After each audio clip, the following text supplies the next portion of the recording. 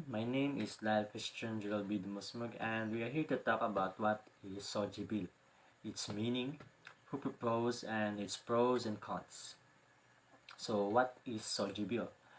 This is probably the first question that came into your mind when you heard about the law draft. The word SOGIE is an acronym for sexual orientation, gender identity, and expression.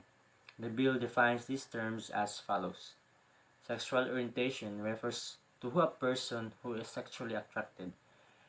There are about 5 subcategories of this section. They include sexual, straight, bisexual, gay, and lesbian. Gender identity, on the other hand, is how a person represents or feels about his gender. Under this category, human beings are subdivided into two: cisgender and transgender. A cisgender, this is a case where an individual feels that the gender assigned to him or her during birth is true to what he is. A transgender, people in this group have a feeling that they do not belong to the gender as assigned to them at birth. They have a conviction that they belong to the opposite gender. The group is identified as trans men and trans women. Lastly, gender expression is typically how an individual represents him or herself. It could be in the way they dress, they speak, or their general life, among others. What is the purpose of SOGIE bill?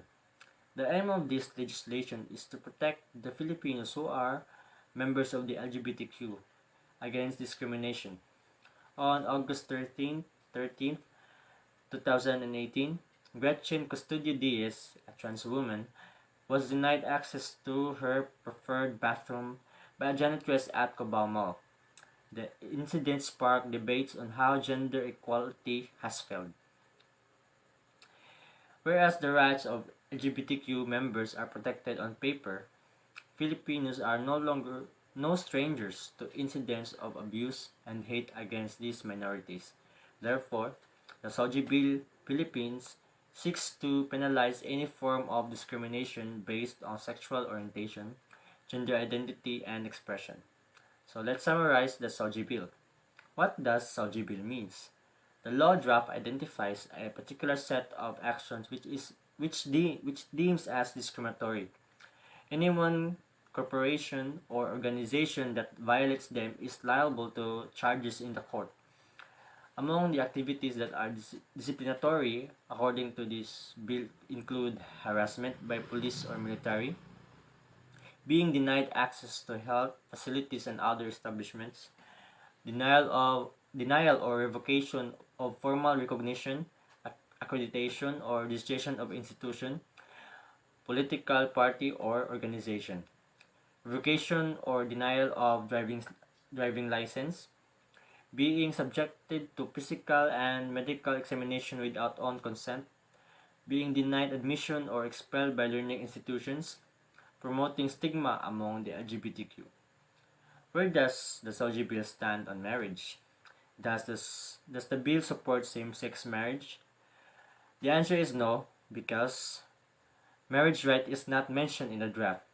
The equality legislation recognizes that a trans woman is legally a man and cannot be allowed to get married to a man. However, such people should not be deprived of privileges or discriminated against. So, who proposed SOGIE bill? The Congress of the Philippines proposed the Anti-Discriminatory Bill, commonly known as the SOGIE. It was first tabled in the Congress in 2000 by Eta Rosales and the late Senator Miriam Defensor Santiago. So, is the SOGIE bill approved? When the bill was filed in the 11th Congress, it passed the third reading in the House of Representatives, but stalled in the Senate. When it was refiled on the 14th Congress,